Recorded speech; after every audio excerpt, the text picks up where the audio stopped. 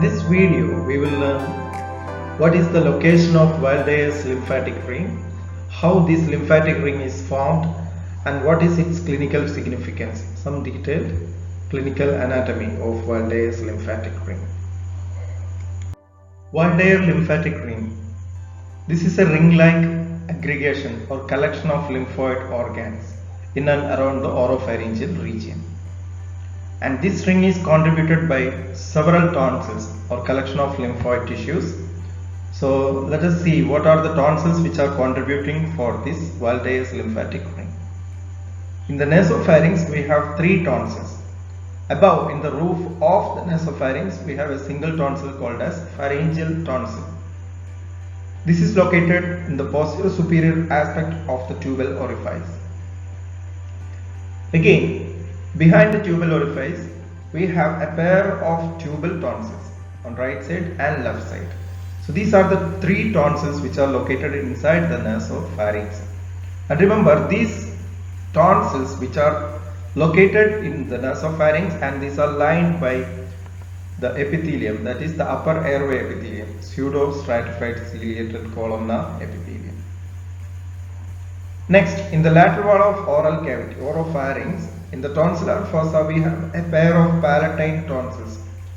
So among the tonsils, these palatine tonsils are quite larger when compared to the other tonsils of the Walde's lymphatic ring. Palatine tonsils are a little more larger and prominent.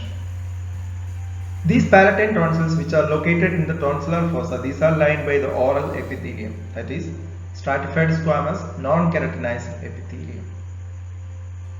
Inferiorly, the ring is contributed by lingual tonsils. Lingual tonsils we have studied in the tongue. These are the tonsils which are located in the posterior one-third of the tongue, that is the pharyngeal part of the tongue.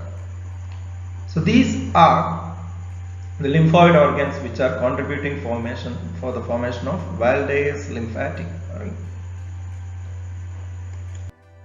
The tonsils can get inflamed, especially in children.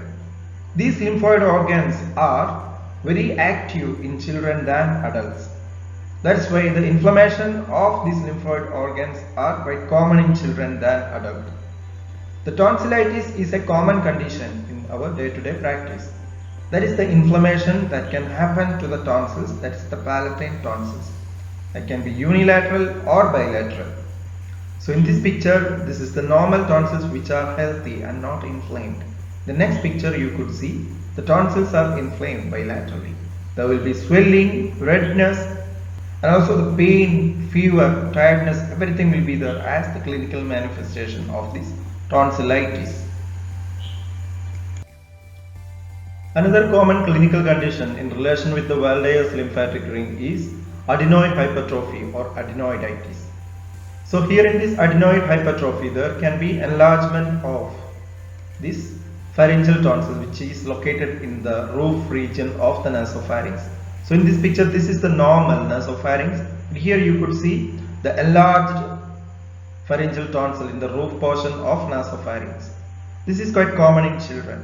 So such children, there will be difficulty in the breathing through the nose because of this posterior nostril obstruction. That's why bilateral nasal obstruction can be seen. Such children are having a tendency to have mouth breathing and also snoring, dryness of the mouth, maloccluded teeth.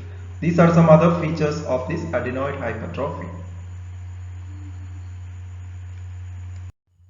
Thank you for watching this short video which explained the anatomy of Walde's lymphatic ring or Walde's ring.